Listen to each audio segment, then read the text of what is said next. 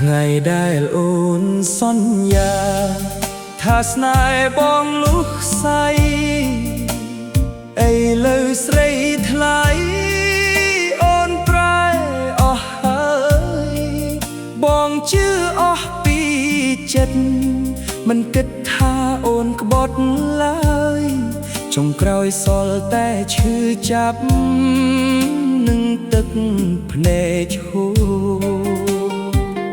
បងឈួរចាំអូន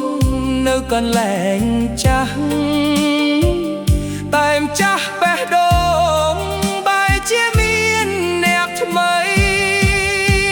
ស្ដាយពីសន្យាដែលអូនធ្លាប់ប្រាប់បងថាស្នេហ៍យើងមិនបែកគ្នាឡើយតែថ្ងៃនេះត្រានត្រើយអូនដើរចេញទុកបងយំម្នាក់ឯងឲ្យបេះដូងឈឺចាប់គ្មានថ្ងៃជាសះស្បើយ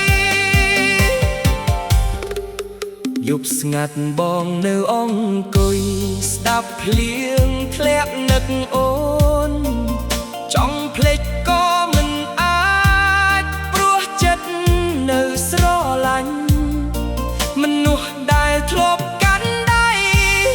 បែរជាទៅក្បែរគេទុកឲ្យបងរស់ជាមួយ